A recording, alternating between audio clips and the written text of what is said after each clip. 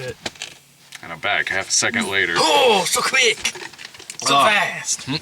Well, Pride and Prejudice and Zombies. Was this a movie you're looking forward to? I would have watched it.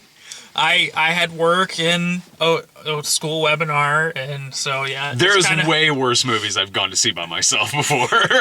Well, yeah. I was at Old Fashioned by myself and that's your own damn fault. Was. That's the movie theater's fault for only showing it at 4:20 in the afternoon. They're just asking you to get high. What the fuck? And by showing that, they were asking me to get sad. He's like, I'm not happy stoned, I'm sad stoned. The funniest things that happened to me when watching Pride and Prejudice and Zombies had nothing to do with the movie. It had, one of the trailers we got at the beginning of it was for that movie Risen with Joseph Fiennes. That's about, he's the, actually looks kind of... Oh, is he the Roman centurion? Yeah. Okay, I remember. It'd be way funnier if it was in Hail Caesar. Yes. But So we've already seen that movie, we don't need to go see it. At the end of it, it says rated PG-13 for biblical violence. And the guy in front of me is like, biblical violence? I share his bewilderment because I've read the Bible. Biblical violence should be a hard NC-17. I'm going to wipe you from fucking existence. Yeah. A PG-13 biblical violence makes as much sense as a PG-13 exploitation zombie film. Well, I mean, you do like the Day After Tomorrow where the water comes over. You know people are dying, but you don't actually see it. So it's... They do that in implied. The Fifth Wave. Yeah. And when I was before you showed up for Hail Caesar, I was kind of dicking around on my phone, and there was an older dude standing there, and he asked me, he goes like, did you see 13 Hours? And I was like, yeah, I saw it. I thought he was going to ask, I thought he was debating seeing it or something, and he just goes like, he's like, oh, that was just the best movie I've seen in so long. And I'm like, okay, you don't want my opinion. You just want, he tried to start engaging me about Benghazi talk. And I'm like, why are you talking? I'm going to go on this other wing of the theater now. Old guy I'm glad you had fun, sir. I say, was the last movie you saw Transformers Age of Extinction? Because that would explain a lot. That movie is a goddamn masterpiece. Yeah, by fucking comparison with all the others. Except for one. I actually liked one, and then they just got shittier and shittier, and I maintain if you gun to my head, if you asked me to watch any four of those movies, I would watch the fourth one before I would any of the other ones.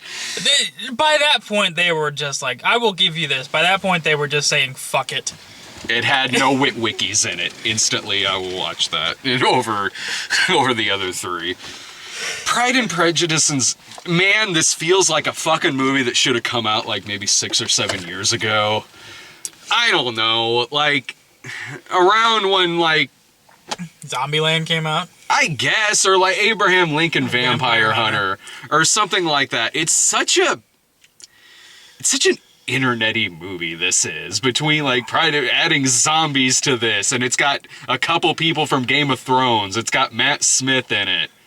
It might as well be called. It's so fucking I guess they want this to be an easy sell online. They might as well fucking call it Pride and Prejudice and Bacon. At least I wouldn't. Pride and Prejudice and Doctor Who. That's it. Yeah, he honestly probably is the best part of this movie. You know what? We were talking with Hail Caesar, where it was I really kind of love this movie, but I kind of see it if someone doesn't like it. This is I didn't like this movie, but I can see why somebody else would, because I was there were some people, when I first got there was nobody in there, but eventually people came in, and it really seemed like it was an audience full of people who are very familiar with Jane Austen and this book. It really felt like they were 30-year-old women. Dudes, a lot of dudes. A lot of older sweater vesty kind of dudes. We used to have those fucking people at Barnes & Noble all the time.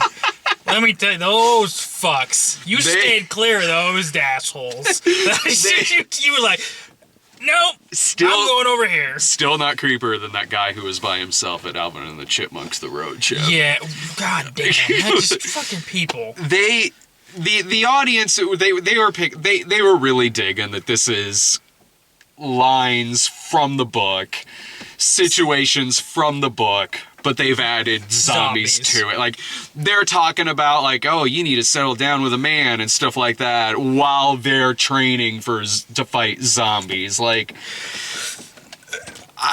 you know what? I was sitting there watching it, and I was like, you know, Sarah would probably really like this. She would probably dig, like, you know, like Spot of Tea, and then shooting a zombie in the head, or fawning over Darcy. Meanwhile, there's something with its jaw missing, and now I'm thinking about Sarah going Spot of Tea. Sarah, she would. I'm just funny now. I'm just like, yeah, yeah, you got that one nailed on the head. You know, no offense, Sarah, but that's it. You totally would. Don't lie. Don't lie. She is British in real life. Right. She is just like Gosford Park. I don't remember those characters' names. The movie's boring as shit. God damn, after this movie, when I met up with you, I was like, I'm just tired. I sat through this Pride and Prejudice thing. It had zombies in it. I don't know. She would probably... I could kind of see where she would probably laugh at a lot of points in this movie. I was done with this shit 5 minutes into it. 5 minutes into the movie, I get it. Like, it's Pride and Prejudice, but you've stuck zombies in it. I get it. I don't like it. It's not... It's not your cup of tea? No! I like my tea cold and with sugar in it. I can drink it hot, too, but I like my tea in the motherfucking harbor, because that's the goddamn American way. Fucking British. No. Weak tea, bro. Weak tea. My tea tastes like freedom. Cue the Eagles. It tastes like Snapple to me, I don't know. And zombies. Snapple with a hint of rot. Yeah, I'm fucking suing someone. I was, you know, to me, it felt like this should have been a parody trailer, and that's it. It would be a parody trailer that people would send me and I wouldn't watch. Unless someone... for future reference. Someone would force me to watch it. Like, I'll tell you this funny, fine. Whatever. Whenever somebody pulls out their whatever and says, like, watch this funny thing, the first thing I look at is not the video, but how long it is. All right. When you do, like, a lot of us who do videos for a living, we don't watch a lot of internet videos. I mean, there's some that I do. I watch my friends' videos, but I don't. If there's some... Look, up until a week ago, I didn't know who the Fine Brothers were. Nobody knew who the fucking Fine Brothers were. Apparently 13 million people did. They knew the videos. They were like, I don't know who the fuck does them. I just know I like these videos. Oh. It was never one of those things where they subscribed to the Fine Brothers. They subscribed to their React videos, and they just happened to be made by the Fine Brothers. I can see that. That's usually how it is with everything anyway, but... I don't know this guy's name. I just like he drinks old soda. Okay. Ooh, that dude just drank a can of Billy Beer. Let's watch this. He's an idiot. Subscribe. Yes, he's gonna kill himself. If you're gonna do a movie like this, goddamn, this fucking PG-13 shit. Look, God damn it. It was weird. It was because watching it, you could see where it was like, okay, we'll let you do this, but you can't do this. You can do this, you can't do this. So there are parts in this movie where, honestly, I was like, who in the hell did they blow to get this as a PG-13? there's one part where you see like organs and like dude like gnawing down on them. There's like Lena Headey has like her eye missing at one point. There's like POV throat cut with blood dripping down the screen. There's exploding heads in a couple of shots. There's like half of a face gone and half the nose is gone, and you see like snot and pus go through it. And I'm like, again, who in the fuck did they blow for this to get? This would be, if this was an independent film, those shots alone would make this a hard R. Or not a hard R, it would be a soft R, but like, but then there's other parts where it's obviously edited. Well, one, the zombie makeup in and of itself is there's a lot of CGI zombie makeup. Some of it's fine, but there's like, yeah, that's not really on that person's face. But then there's other shots where shit is happening off camera, or blood is black for reasons. Or, this is a movie that should be cartoonishly gory. You have all this Jane Austen stuff going on, but then wouldn't it be funny if like Lady Snowblood started happening and like blood spurting out everywhere? There's a part where a little cartoony bomb gets dropped into a pit of zombies and it blows up off camera. Like, no, it should be fucking, this is an exploitation film. This is hands down an exploitation film. This is like, if this were a parody trailer, it would be like, you'd expect like Samuel Bronkowitz presents from like Kentucky Fried Movie or something like that. You could kind of see that a little bit. Like nowadays it would just be the trailer for this movie, you'd call it a parody trailer, but like, but if you were to see a modern day parody trailer of this, like we were talking about earlier, or like a Kentucky Fried Movie kind of thing, none of that would signify that this is going to be a PG-13. Right. I'm sick of that shit, man. I really fucking am. Like, look, I've seen stuff that's probably been edited down before, and they've edited it just fine. But a movie like this, that should have fucking just limbs and shit fucking flying around everywhere in there, right, because it happens off camera. I'm sorry, like, when you can, I used to say, like, I don't like paying theater prices for something that's edited for television. That doesn't even make sense anymore, because right, TV violence, holy shit. They do that shit on The Walking Dead all the fucking time. It's like they're pushing the boundaries, and yeah, I'm like sitting there going, I'm like, and then you were telling me about how shit was going off camera. I'm like, why? I'm like, people, that's television anymore. I mean, nobody gives a fuck about gore. Yeah! Hannibal is the most graphic television series I've ever seen in my life. And it's an NBC show. That shit's on NBC. It was prime time, man. Yeah. And yet, so that, I can free watch something on TV just in my house. Boom.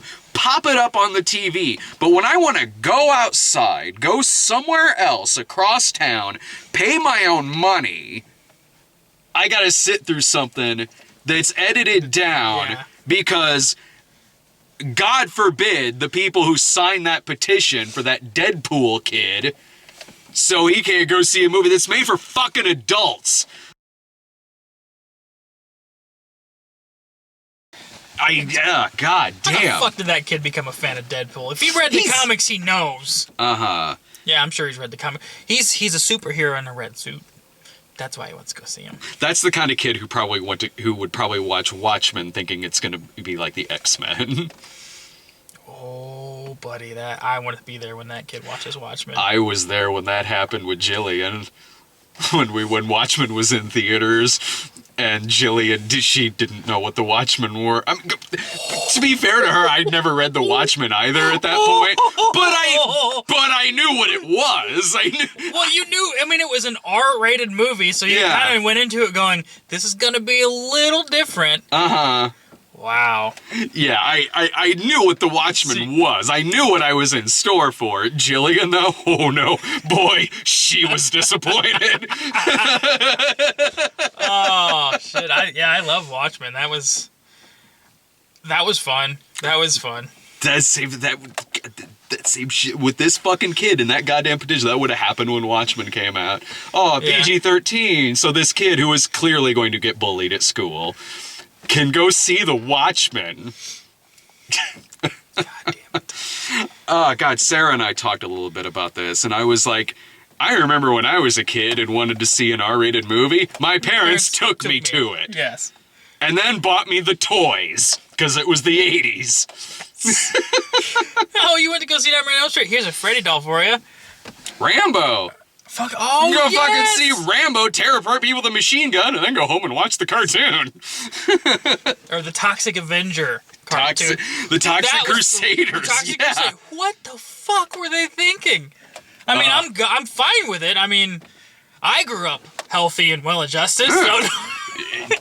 You and me both, man, clearly. I saw Predator when it came out on video. Yeah, I did My mom too. didn't stop me from... I don't know why. I guess, yeah, my dad's like, hey, we're going to go ahead and pop this movie in. And then I get to watch Jesse Ventura's chest blow out. I'm like, this is amazing. This is the greatest movie ever! When you're like 5 years old, they're like, this is awesome! So great growing up in the 80s. Yes, it fucking was, man. Oh, there's too much bullshit now. When the only thing that the schools were protesting was The Simpsons. Well, fucking yeah. What the fuck, man? I remember when South Park first got big, and then the teachers figured out what that was. Like, oh, you can't wear that to school. Like, all right. And then there was, this is late 90s. I was wearing, to school, I was wearing a Bart Simpson shirt. And one of the teachers looks at the other and goes, hey, do we care about The Simpsons anymore? He's like, what? Oh, no, Bart's fine. Yeah. South Park's the new thing. What a little now. scamp. Yeah. Yeah, it says South Park. That's the new thing right now. I Oh don't my god. know. Nowadays, it's, I don't know, maybe Rick and Morty. Yeah, stuff that's actually really well written, but is kind of subversive if children caught on, which they're not going to. Like, a lot of those shows now are like SpongeBob and shit, and like, they are lighter versions of things like Ren and Stimpy. Ren and Stimpy was a messed up cartoon. It's so good. But it was so fucking great. And I watch it now and going, oh my god, I was a naive little shit when I was watching this. I was just like, this is animated dog and cat doing gross shit. Yeah. And then I get older, I'm like, fucking mites holy and shit in their fucking ear. hell. And it's even greater now because I'm just like, I can appreciate all of it now as opposed to just some of it. Now I can watch it and get high. I knew Violet was the one for me when I came downstairs one morning and she was watching Beavis and Butthead and had on Beavis and Butthead sweatpants. I love you so much, baby. Do me right now. Wait, hang on, I gotta put Beaver and Buttface in first. Call me Beavis. Suck on my butthead. No. Call me Butthead and suck on my Beavis. Call me Mr. Van Driesen. Okay. Okay. Why don't you play with my lesbian seagull? Touch a mountain, climb a mountain. So good. So what movie were we talking about again? Beavis and Butthead Do America. Yes, That's it. that's a good one. Look, you know what? With Pride and Prejudice and zombies, I don't know, like Matt Smith, he shows up as he's Michael Palining the shit out of his role in this. He's funny. He plays Collins. He was funny in it. The acting is honestly fairly good. Darcy looks like Ryan. That was weird. Looks like Ryan, but has a deep British actiony voice. Like, so it sounds like Statham, but like, yeah. So the acting is fine, honestly. Like, if it was a straightforward Pride and Prejudice, these are honestly good enough actors for it. It's got Charles Dance in it, because of course it does. Yeah. But, you know, I mean, it's the zombies themselves, like, whatever. And even, sometimes the zombies are like, they're slow-walking, brain-eating zombies, and then other times they talk like it's Return of the Living Dead, but then other times they're human, but zombie, but like, like they can turn into a zombie at will, or like. So they're were zombies? I don't know. Like, you know what? It probably makes more sense in the book, but like, I don't know. You know what? If you want to see a movie, like, if you're sold on the trailers for this, go for it. You'll probably like it. But honestly, if you're sold on the trailers for this, you know what? Don't go see it in theaters. Wait until video, because it'll probably be uncut. Yeah, it'll be a lot of stupid CGI blood and shit, but that's like a pick your poison situation. If you want to see, I'm sorry, the best thing like this that I can think of between this and Abraham Lincoln Vampire Hunter, the best one is Abraham Lincoln versus Zombies with Bill Oberst. That movie's fucking hilarious. It's way funnier than this. It was way better than Abraham Lincoln Vampire Hunter. It's Abraham Lincoln holding the fort down against some fucking zombies with a kid who's supposed to be Teddy Roosevelt. So he gives him a weapon, and he's so great as Lincoln. He plays the role straight, and it's amazing.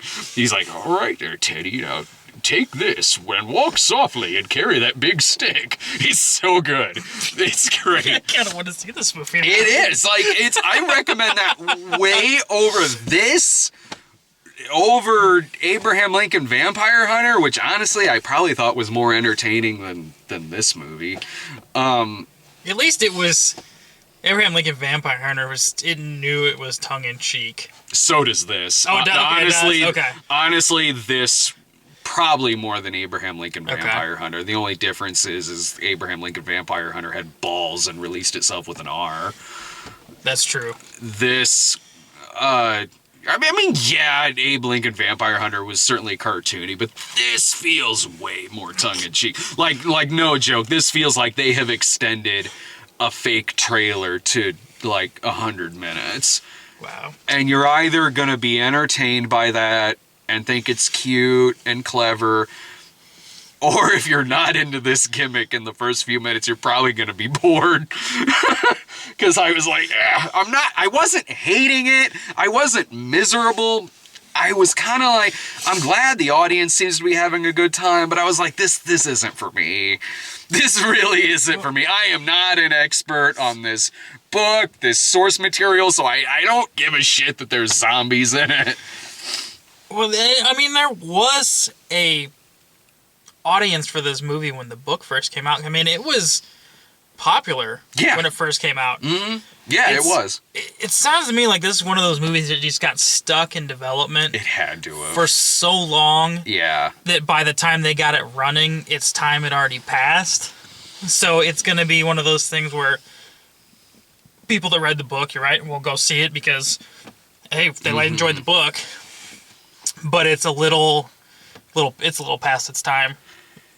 Yeah, I mean, I can't say that I really would have liked this even if it came out 7 years ago, but I imagine it might have had a bigger audience then. I don't know. I mean, like, look, it's early in the year. There's not that much else out. Right. But with that being said, yeah, it's the beginning of the year. That's usually when not a lot of great stuff comes out, but there's a lot better out there than we saw Hail Caesar, which was way better than this movie. Right. There's still Oscar-nominated stuff that's out in theaters that you could go see. There's no reason to see this. They're getting ready to do their big Oscar showcase. You could watch those. That looks like such a fucking schizo marathon of movies. Oh yeah, I'm gonna sit through this marathon of like Room and Mad Max Fury Road. And then The Big Short and... followed by Spotlight. This is odd. Yeah. Yeah, I'm kind of disappointed because every year... Well, this is the first year I've actually seen half of the nominees. Usually I go into it having to catch up on all of them. But this year I saw half, so I'm like, sweet. Yeah. When the showcase comes out, I only have to see half. I can go in one weekend. Mm-hmm. No, they split it up weird. Yeah. If they would have split it up like they were supposed to... I'd have been able to see all the ones I hadn't seen in one day, but they decided to get, throwing Room in with Bridge of Spies and Mad Max and The Big Short just seems weird. Just weird. But all you're saying, It's hilarious. Yeah, it is. I mean, it is. You can sit there and laugh and chuckle at it, but it's like on the other side you got like Brooklyn and Spotlight, and the Revenant. What? Yeah. Like you could have easily put like Bridge of Spies, The Revenant, Mad Max, and like The Big Short on one side. Yeah. Because those are. I mean, they're not all the same film, but they're a little bit more action oriented. And then you've got like Brooklyn, The Room. The Room. The Room. Yeah. Like on that sense, Spotlight and whatever the other one is. I know it's one that I've seen. I just can't remember it. I've seen all but 2 of them. What was the other one? I forget. Okay, there's Mad Max, Spotlight, Room, Bridge of Spies, The Big Short, The Revenant.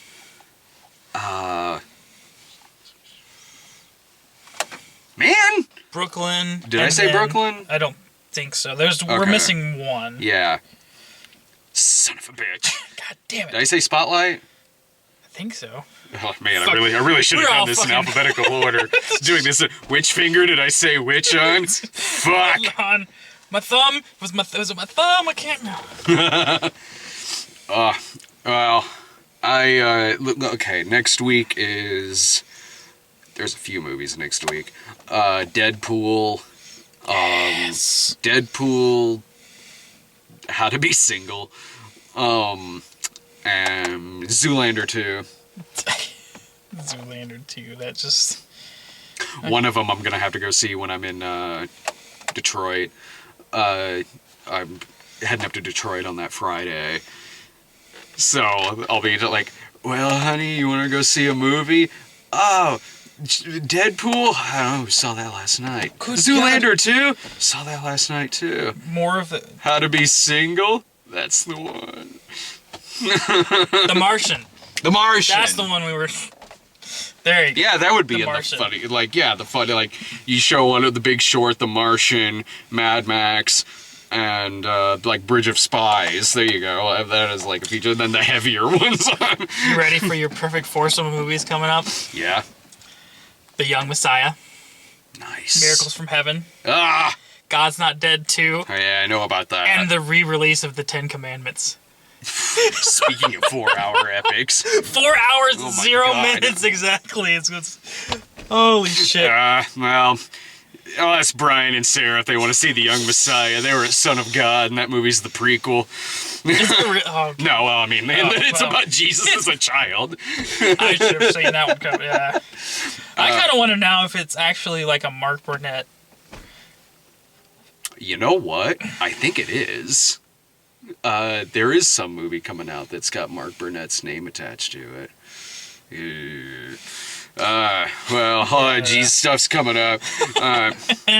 See you next weekend.